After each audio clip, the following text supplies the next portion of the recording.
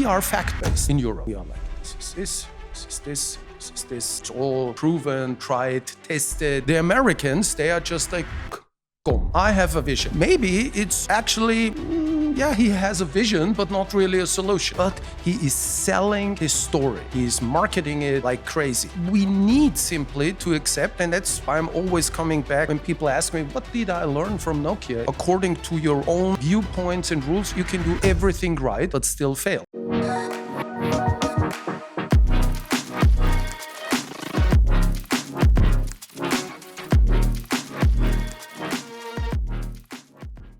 Hello and welcome to Let's Talk About Tech, your podcast on venture capital and private equity, brought to you by the entrepreneurial partners Venionaire Capital.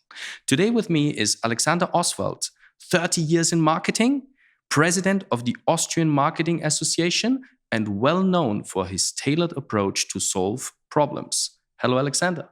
Thanks for having me. Great to be here. You have such a long history in marketing. How did marketing evolve over the last 30 years?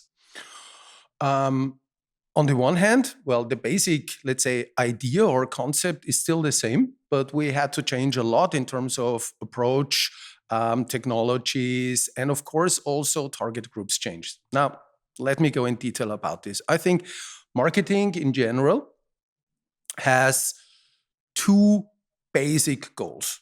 The first one is get, quote, relevant attention. Not just attention, you can post little kitties or something like that, but that doesn't give you relevant attention. You need this attention that drives it to your product, to your service, whatever it is. And the second is long-term change of behavior. What does it mean? First, I get to know you. Then maybe I'll do a test. I go into a meeting. I'll buy your service once, and then hopefully I'll return. So that is long-term change of behavior in simple words. Okay? So 30 years ago, maybe at that time I wouldn't have admitted to that, but it was much easier. Okay? So because there was a limited space. Okay? You had newspapers, magazine, FS1 and FS2, so not endless TV stations, radio, and so on.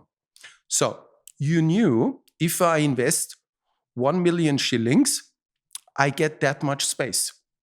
And if I cover this space, no competitor can go into there because I'm there. I'm on the billboard, I have that full page ad, and so on. So you could basically find your share of voice. You knew with 1 million or 2 million invested, I will have 25% share of voice. And then you could calculate basically how much turnover you will make. Glorious times. That is over. If we both take our smartphones, I'll look into your LinkedIn feed, you look into my LinkedIn feed, everybody has its own LinkedIn feed due to algorithms. So now we are in an endless space. Consumers can hide, as I always say, very easily. Because if the algorithm of your feed thinks I'm important, great. But if it doesn't think it, because you interconnected with other people, you engaged with other people, you liked other people's posts, I will never come up in your feed. But you have been at the very starting point of owned media, right? Yes. So back in the days with the world market leading mobile phone company Nokia. And this must have been a drastic change and a wonderful time with the world market leader. Today we know Nokia is not in that space anymore. Yes. What were your key learnings here with owned media and the perception of we finally have a screen in front of our clients? Basically, to have a screen in front of every person on the globe was basically the goal of Nokia. Because they had the corporate claim connecting people. And it was always about this. And even in the beginning, when mobile internet slowly started to evolve, we already had these internal corporate briefings that everybody will have a computer in his pocket. So basically, the Finns knew what they were doing and the Finns knew where they wanted to go to. So Yes, it was very interesting. I still remember when we showed WAP, if you remember that, so the predecessor to mobile internet, when many people said like, who wants to browse this internet thing on a phone? That doesn't make any sense. Later we heard, yeah, okay, it's nice, but nobody would ever watch a video on a phone with like 50 megabyte. That doesn't make sense. Yeah. So in a certain sense, you need to show people the use cases. You need to have a good story about these use cases. You need to touch them emotionally that they are ready at least to try it out. I mean, today it's totally common to watch YouTube, stream movies even. At that time, most people doubted this and they even rejected it. So what Nokia did was invest in the biggest market research, according to my knowledge at that time. It was more than 10 million data points. And we came to the conclusion that there are 8 basic types of consumers. It was exciting to be part of such a huge, huge project. It was fascinating to work with all the data. Unfortunately, we lost, let's say, the perspective of the consumer at the end of the day. Because what we came up with was like, I'll give you a very easy example. We came up with a photo and video oriented customer and a business customer. So the photo and video oriented customer had a perfect camera in his phone and excellent software for this, but let's say a mediocre email client. The business customer had a state-of-the-notch email client, but a mediocre camera. And we thought, because it's a pricing thing and everything, we thought, yes, the photo and video customers, they won't care about this. Yes, they cared. So what we did is not fulfill one big demand of them, but at the same time, and that's what we overlooked, it was like they had to make compromises. And unfortunately, many consumers don't want to make compromises, or at least they don't want to be aware of that compromise. So you wouldn't sell a car by telling them, yes, you got great security features, the car will take care about everything. Yeah, I mean, the driving experience as such is not that nice. It's not that comfortable. It's average comfortable. I can see your eyebrows. You would be like, who would do that? Looking back at it, at that time we didn't see it, but looking back at it, that's where it started.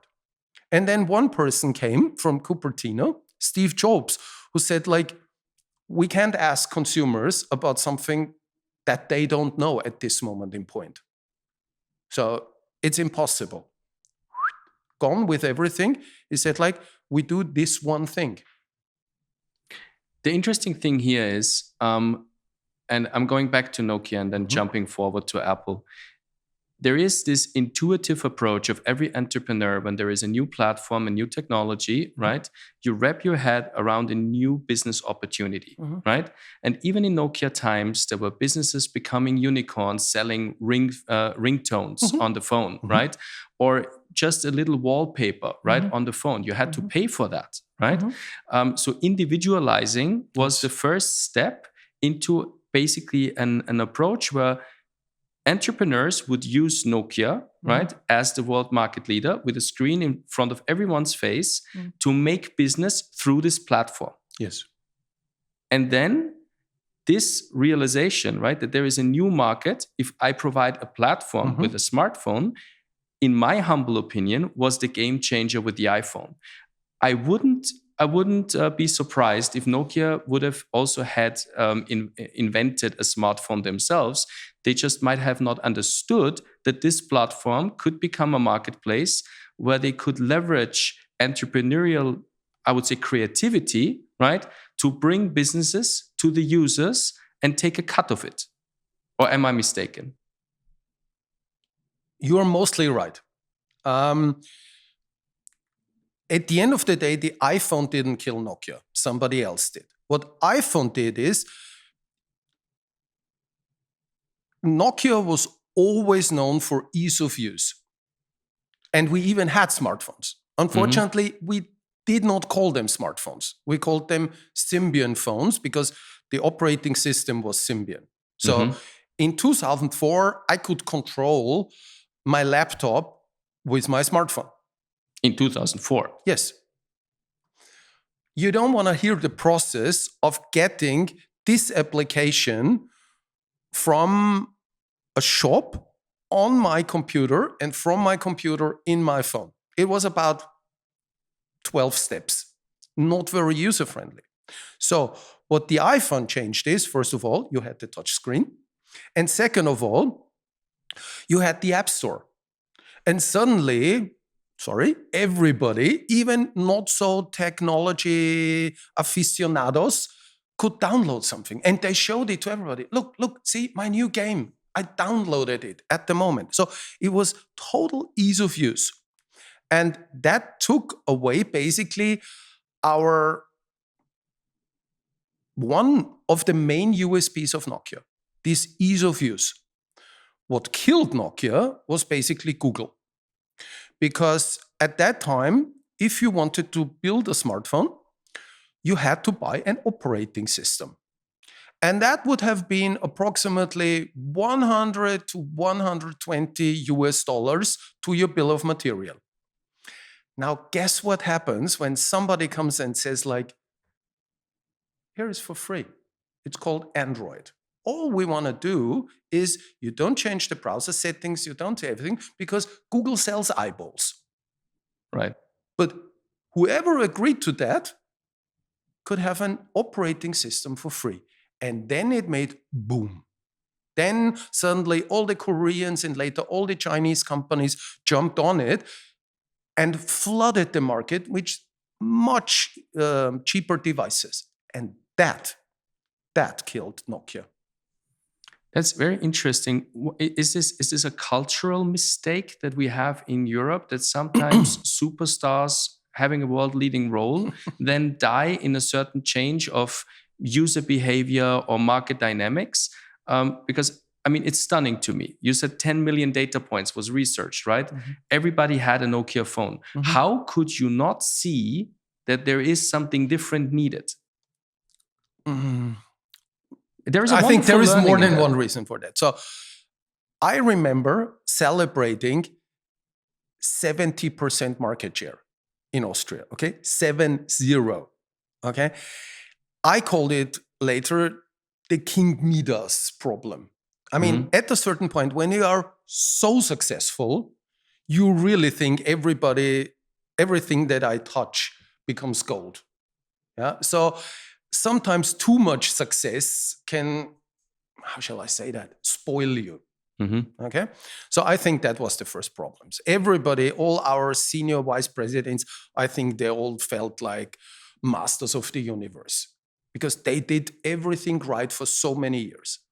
The second thing you mentioned was what Apple introduced. It was this software-centric approach. So the operating system is just a platform and you add something to it in a very ease-of-use way. That we totally underestimated. And it took Nokia years just to catch up, but never deliver something that was really outstanding or significantly better than the App Store. So that was the ultimate problem. So what you need to understand is, in terms of technology, sometimes the switch in a technology, and it's the same with artificial intelligence today, is what people underestimate. They think like, no, I don't need to be fast mover. I can catch up. No. This implementation of technology, this training of people to sell something, I mean, it sounds easy, but start training an organization from selling hardware to selling software. If you ever did that, I mean, you're nodding, that's something totally different. Because in hardware, you sell it once and that's it. In software, you sell in small little bits and pieces every day. You do licensing and stuff like that. That was very, very difficult for us, for example, in marketing or in sales, to understand what's important to customers. Yeah, suddenly a new KPI comes to play, right? It's not the repurchasing rate, it's the retention rate, it's the keeping of the customer success, the upselling on the Yes, customer. absolutely. Or you start with a user is not an active user. Right. And then you suddenly like, oh yes, many people signed up. Unfortunately, most of them are not active on a monthly basis. And then somebody comes to you and says like, Alex, make them active. And you're like, okay, I never had to make somebody with a mobile phone active. They bought it, they used it. And that's the challenge. Yeah. So implementing technologies like an app store or a navigation solution, training your stuff on marketing and selling it, understanding what's really important, what the real business drivers are, yeah, what the right KPIs are. That takes an enormous amount of time. And while we did it, and we catched up, and now we had our store. It was the Office store for the freaks that remember this one. The App Store was so much further already. And then we realized, like, okay, we need to do this as well. And then suddenly your software guys tell you, yeah, we'll do that. And everybody's like, great, when? 13 months. With the release of the next big release of the operating system. And I was like, we can't wait 13 months. And then the answer is, yeah, but you have to. And I think coming back now to today, that's a little bit the problem of Europe. We start lagging behind, but we do not understand that we cannot simply click a switch tomorrow and catch up to the rest of the world. That will take a significant amount of time. And we are totally underestimating this. I think there is a parallel in culture, politics, and corporate management behavior that I at least see and observe in the market. On the one hand, sometimes we are at the frontier of science in research, or at the frontier of innovation in hardware. I mean, the fastest computer chip in the world was many times invented at the Technical University in Vienna, yet the number one chip company, right, is not Austrian. There is a leading semiconductor company, AT&S, and others, right? But we have suppliers, right? We have niche world market leaders, but we don't have this big market. On the other hand, we have the scientific frontier, right? The basis for algorithms and mathematics in AI was invented in Europe. It goes back to Gödel and others, right? Now these foundations, and then even in the, I would say in the very near past, right? We had those leading scientists in AI. Yet the biggest AI companies, right, are not European. There is now a few catching up.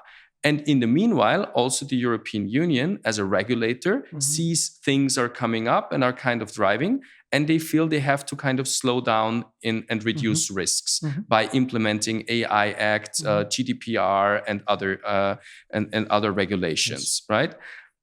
In corporates, usually it's the controlling department in my observation that is slowing down. So why do we in Europe like so much to slow ourselves down, and how could we change in the future to sell better?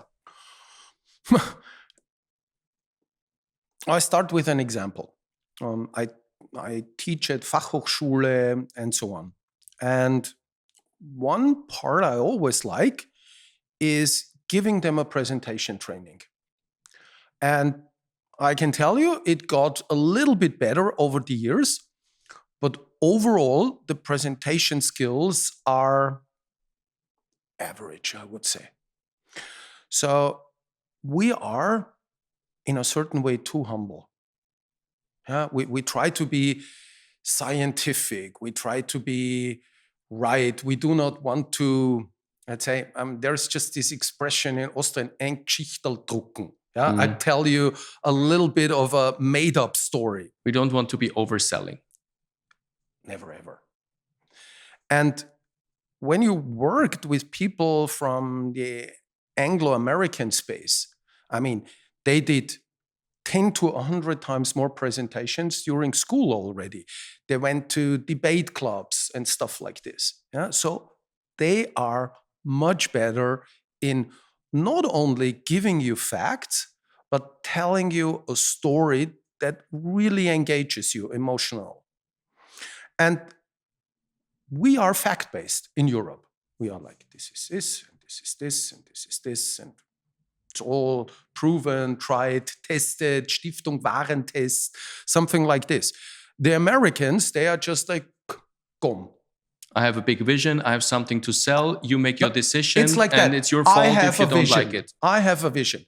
And maybe it's actually, he has a vision, but not really a solution. But he is selling his story. He's marketing it like crazy.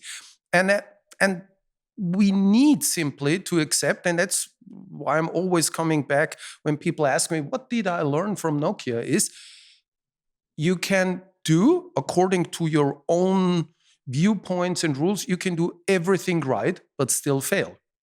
I mean, from a scientific point of view, I think we did an outstanding approach on market research. Unfortunately, the outcome was useless. It was theoretical. It didn't catch the consumers' minds and hearts, and somebody else did a much better job because he looked at it from a totally different viewpoint. And I think we need, for the beginning, to start with a different viewpoint. Yes, security, data security, AI security, yes, it's important, but it can't be everything. How did it serve us? Did GDPR really help our companies in terms of positioning towards the consumers? Is this really important towards consumers? And if it's not, I'm not saying just give it up or leave it behind, but what is important to people? And obviously, it is important for people to have these new solutions and try them out. I don't know. OpenAI has now 400 million active users. I don't know how many from them are from Europe, but actually, are we allowed to use it, really? Do we upload company data on it and work with it? And you shouldn't. That's it. So we need simply, it's not about being right or wrong. It's about perception. And if many customers and companies and investors, in your case, are seeing it totally different, then that's the starting point. I can tell you from Nokia, you need to accept this. Yes, in the beginning, Nokia was ease of use. And then this guy from Cupertino, Steve Jobs, came and he changed the perception about ease of use. Okay, we should have gone there. We should have looked at it and say like, yeah, we need to do better and not simply catch up. And at the moment, we are in this, but we're doing it right. Well, who says what's right and wrong? And that's, I think, the European Union is losing on this one. It's not, from marketing point of view, it's not a customer-centric point of view. It's an inside-out view of a corporate who has its own guidelines and rules, and they make sense for them. Mm. But do people really want that? Or do people need something else? And people, I mean, companies, investors, citizens. There are a few wonderful learnings, right? Don't work out of your ivory tower, right? Inside out. Become customer-centric, yes. Right? Listen to your companies. Change fast, other than running behind. Mm-hmm. Don't sell risks, sell opportunities, right? This sounds a lot like a cultural change. So in your advisory practice, working with your clients, how do you help them to change their own perception, their own cultural behavior on approaching anything then later related to marketing, to positioning of their company, to their communication strategies, positioning of their products, campaigns, etc.? It has to start inside, right? With a cultural change, with a different perception of management, in understanding it's okay to be bold, it's okay to be brave to start something new, it's okay to fail fast, right? And to stay put, because innovation cycles are shorter. How do you change that? It even starts one step further. First of all, we simply start with, okay, yes, there is another point of view or several other points of view. I mean, first, you need to allow yourself, let's say, to go to a different place. Because if you start like that, no, we have the right approach. You cannot discuss with this state of mind. Okay? So you allow yourself to say, like, maybe there is something we didn't understand. And we try to fit in. And then you can do some simulations and stuff like this to find out, okay, why is this so much more important to this group of customers? And the second thing is you need to have a baseline of knowledge to then work on solutions. What do I mean with that? When I give artificial intelligence trainings to people, you sometimes have people in the room which are like, or at least, yesterday I wrote about a new AI training course, and one guy commented under it, yes, I tried it, it cannot write good texts. Okay. So if you ask most of the people that I know, even working in agencies, they would say like, oh yes, it can. But with this person, you cannot have a good discussion at the moment. First of all, you need to bring this person in terms of skill set and playing a little bit around with technology to the point that this person at least admits, okay, it's not that bad. Yeah. So these people are totally, let's say, they are a prisoner of their own thoughts and perceptions. So you need to elevate these people in terms of knowledge, that they understand, okay, there's much more to it. I tried it 1 year ago, but it has evolved significantly. And then you can have a discussion. But obviously, when companies start to change, and there is nothing bad about it, because I left Nokia at a certain point because the company changed so much that I said like this, yeah, but that ain't my company anymore. There is no right or wrong about this. I had 10 outstanding years, but then the company changed much more towards a different kind of management, cost restructuring, and I was simply not the right guy for this one. So I had to leave and have a new focus in my life. And I think that's basically what the European Union needs to do. First of all, we need to accept, yes, there are different point of views, different approaches to technology and other stuff. Second, are we up to this? Or maybe we don't know enough to even participate in a fruitful discussion. And then, I followed all the elections in the last months. And one of the smartest sentences I always heard was like this, from a lot of commentators and political experts, was like, think beyond ideology. Is life of people in Europe better than 10 years ago? Do people in Europe look into a prosperous future, or rather a depressing future, more or less than 10 years ago? And when you ask many people, they would say like, it didn't turn out that well in the last 10 years. It's not a success story to them. And I think before we can change something, we also need to sell our story to people that Europe can be a success story, because they need to believe in it, they need to participate in it, and not fight against the European Union. Because to me, at least that's my personal opinion, when I look at the Chinese and the US companies, more small countries in Europe that will be successful, I doubt that approach. It's very interesting. We learned in a podcast on leadership in crisis that you need to de-invest before, so kind of like empty your glass before you can fill something new in. Because if it's full until the very top, you cannot pour something in addition in. It will just create a mess. Now, this is a little bit in any change or restructuring process the case, right? There is nothing wrong by cutting on a certain end, right? And admitting that I made a wonderful learning and that I take this opportunity of free space, free budget, right? To address this new learning, right? With a new solution. Yes. Yeah. And this behavioral change in leadership in crisis, in a recession in Europe, in your advisory, to me sounds a little bit more than just marketing, right? Where the general perception is maybe product, price, right? Or the positioning of the company, etc. But in the end, and this is what I always say internally, marketing and strategy are basically one united core of a company. That's the only way to understand the customers, the innovation that is happening, to react fast enough, and to streamline culture inside and outside of your own company, which is not very European today, but I certainly think we're creative and brave enough to make that change.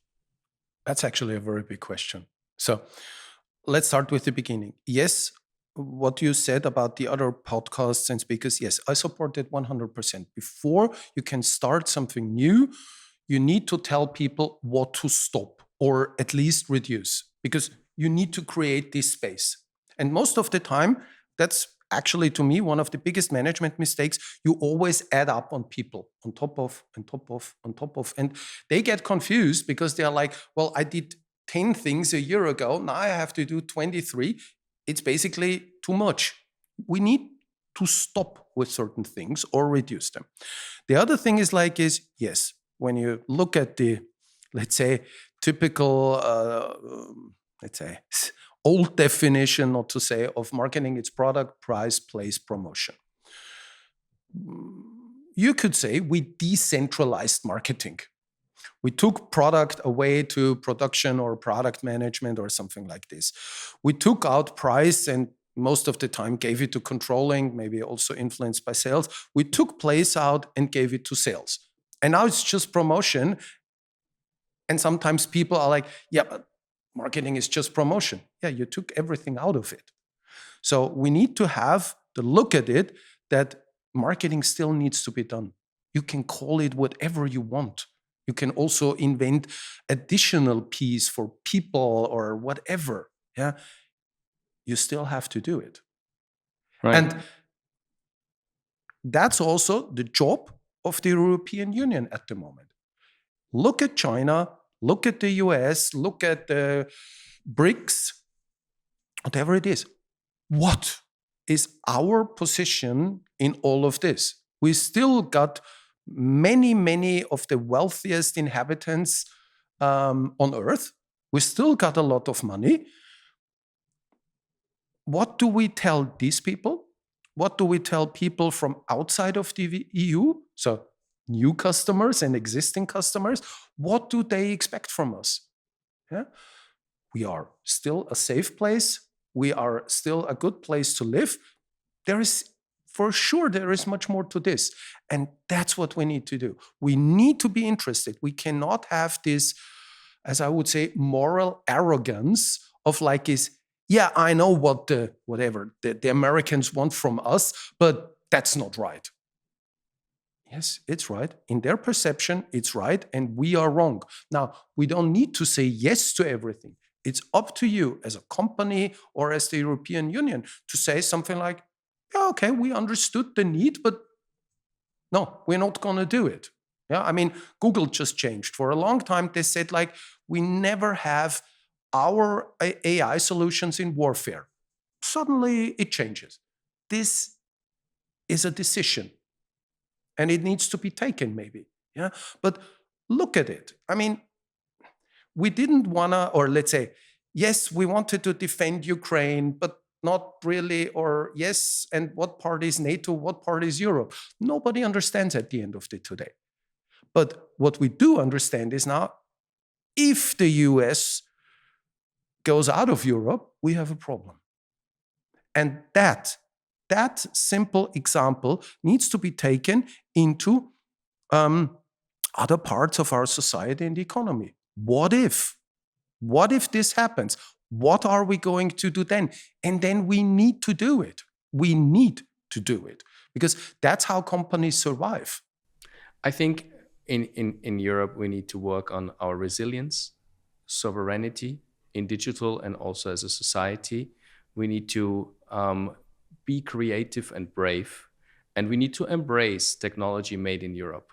There is Mistral, good leading chatbot built in France, I believe.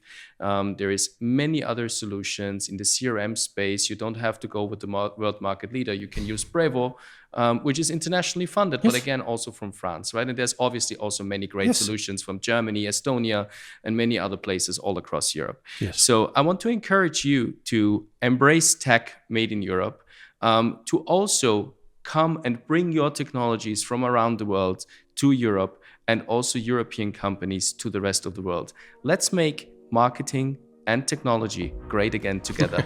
Please don't forget to subscribe to our channel. It was great that we had you with us for this episode. Tune in for the next time. Thank you.